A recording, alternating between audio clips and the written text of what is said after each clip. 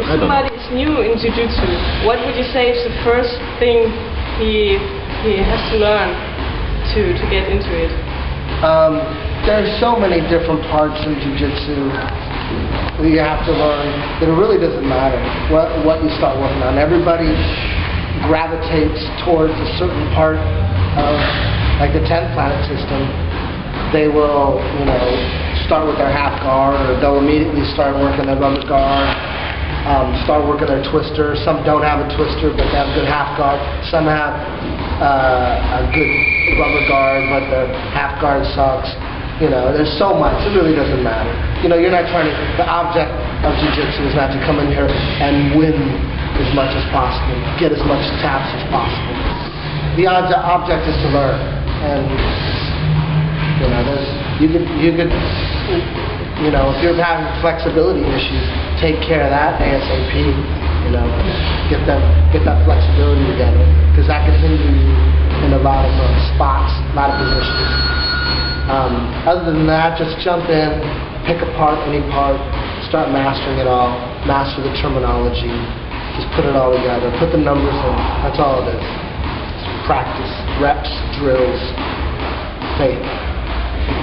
Do you think it's dangerous to use rubber guard as a beginner, or rubber guard against bigger and stronger opponents? Well, unless you've mastered the rubber guard on brand new Jiu-Jitsu players, you're not going to be able to. If you can't master it on a brand new guy, if you can't put on a clinic, seminar on a new guy with rubber guard, how are you going to do it on bigger guys? You got to be able to kill the brand new guys. Then on the brand new guys, those are the only guys you can do rubber guard on. That's pretty good though, still. Guy doesn't know much, but still you're able to go through the steps and through the system on a guy that's resisting 100%. Doesn't matter that he's brand new. That's the first step. Next step, start putting clinics and seminars on guys that have been training 3 months. See if you can do that. And that step might be a little hard. You might be able to get this part and then that part, this part and that part falls apart. But those new guys, you can put it all together. But that guy that's been training 3 months, only parts of it work now, not all of it. Well, then you've got to master it. Before you move up, you got to be able to beat those guys that have been training 3 months. You've got to be able to kill them with the rubber guard. Then you move up to guys that have been training 6 months and a year, and so on. So, if you're having trouble using the rubber guard on bigger guys, it's not working, make sure you haven't mastered on the little guys first before you work on the big guys. It's not important that it works on the big guys. Most guards don't work on the big guys. Name one guard. What type of guard works at a high rate on big, giant steroid guys? Wrestlers.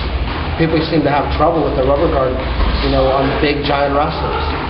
Is there a guard that works on big, giant wrestlers? Come on. No. If you got a master, if you got the rubber guard master, that's your best hope. That's your best chance. But nothing works all the time. Rubber guard will fail eventually. What do I like most about my students? The fact that the way Jiu-Jitsu is set up, and especially the way I run my classes, the system automatically filters out all the douchebags. And in Germany, a douchebag is an asshole. So, anyways, my system filters out the douchebags. All Jiu-Jitsu, a lot of Jiu-Jitsu does, because Jiu-Jitsu is the only sport where you're sparring 100% every night. No other sport is like that. Like karate and kickboxing, and most other traditional martial arts, they're not actually sparring 100% against each other. So the ego, you don't go train and either come out a winner or a loser. You know what I mean? And in Jiu-Jitsu, you go to train, you come out a winner or a loser, or you did all right. You tap a few guys, mangled you up. So it's a winning and losing thing, and that your ego, a lot of people can't walk through that fight, especially in the beginning. You tap out a lot. So in the beginning, you signed up for this new martial art, and every time you leave, you feel like a big loser. So a lot of guys quit. They feel like a loser. They let their egos get to them. And that's an example, really, of someone who's got their ego out of control. So those guys that can't hang in jiu-jitsu because they just don't like going in and getting tapped, and a lot of people, they just disappear. You really don't know the real reasons, but the people that do stay are the guys that don't mind getting tapped. They're like, they tap, and they're like, wow. One of these, this is awesome, this guy's killing me. Yeah, I'm going to learn this. The healthy attitude is like, I'm going to learn this. Every time you're tapping, whatever I do, I'm in a position where I can, either tap or get killed, and you should get excited and want to learn it, and have a healthy do that, instead of getting tapped in class and thinking, oh my God, every time I tap I'm showing that I'm being dominated. And the ego can't take that. So douchebags can't handle 3 months of losing a game. A game of death is what jiu-jitsu is. They can't handle losing a game of death. When you choke someone out and you make them tap, that represented death right there. If I want to check it, it killed you. That's why you tap. Yep. So douchebags can't take that. So what ends up happening is I'm left with classes filled with guys that are just really nice, computer guys and actors and all sorts of different, just cool dudes. 2 guys from Germany. You guys were very nice. You came all the way down, smart, open minds. I attract people with open minds and that are cool and don't mind getting tapped. You say open? Usually, Still, no one likes getting tapped. Yeah. But they can control it. They can keep it bottled up because it never feels good to tap. I don't care who you are. When you tap, it's like fuck. But control that shit. Learn from it. It always feels good to tap, and it never feels good to tap. Some people can't take that bruise on their ego, and some people just move forward and learn. You think being open-minded is a character trait you have?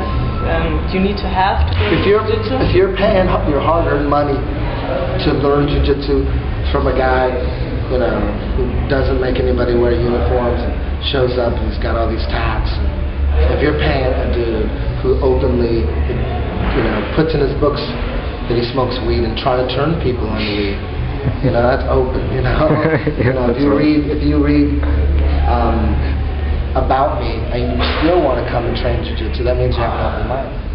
Yeah, that's right. Do you really have a money counting table? Yeah. I know that was. That wasn't in my real house. What do you want to tell a student who up to his first fight on the tournament? What do you tell him? His first fight in the tournament? Yeah, he had his first fight in the tournament. And you know what? Usually people are freaking out because of the nerves. There's a difference between training, rolling, and sparring in class, and doing it like in a tournament. The exact same movements, but now everyone's watching and there's a lot more pressure.